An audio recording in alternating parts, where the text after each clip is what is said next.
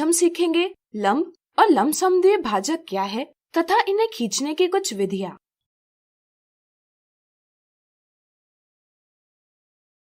सबसे पहले हम समझेंगे लंब क्या है।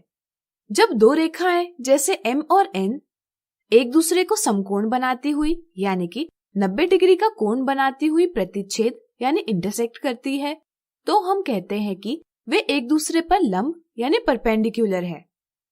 इसे हम इस प्रकार या इस प्रकार दर्शाते हैं।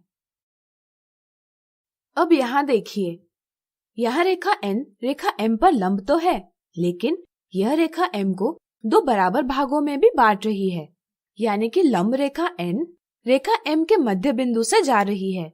हम कहते हैं कि रेखा N रेखा M का लंबसमद्विय भाजक है, यानी परपेंडिकुलर बाइसेक्टर है। उदाहरण के तौर पर यहाँ एक आयताकार कागज यानी रेक्टेंगुलर पेपर है।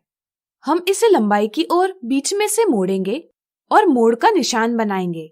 मान लीजिए मोड़ का निशान रेखाखंड AB है। फिर हम इसे अन्य दिशा में बीच में से मोड़ेंगे और मोड़ का निशान बनाएंगे। मान लीजिए मोड़ का निशान PQ है। जैसा कि आप देख सकते हैं, दोनों रेखाखंड परस्पर लंब है, साथ ही साथ वे एक दूसरे के मध्य बिंदु से होकर जाते हैं। इसलिए रेखाखंड AB रेखाखंड PQ का लंबसमद्विभाजक भाजक है। इसी तरह रेखाखंड PQ भी रेखाखंड AB का लंबसमद्विभाजक भाजक है।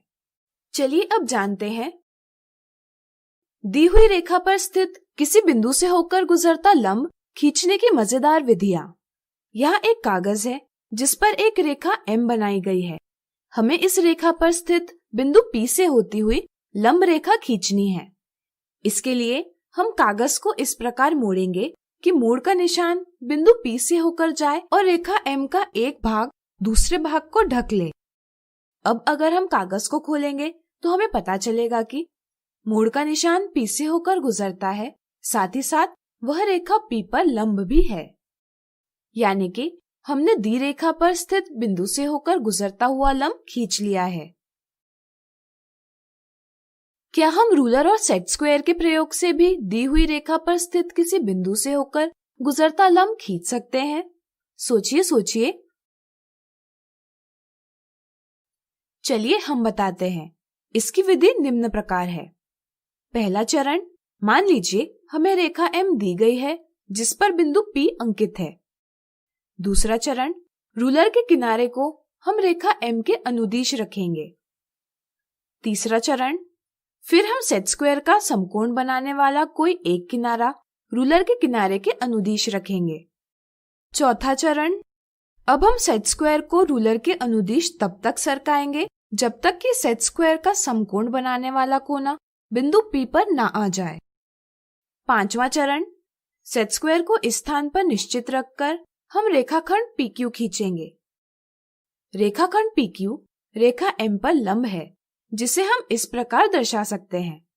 हम इस लंब को रूलर के प्रयोग से बढ़ा सकते हैं। आज हमने सीखा लंब और लंबसमद्विभाजक क्या है तथा इन्हें खींचने की कुछ विधियां। अगले वीडियो में हम सीखेंगे रूलर और प्रकार के प्रयोग से लंब और लंबसमद्विभाजक कैसे खींचे जा सकते हैं।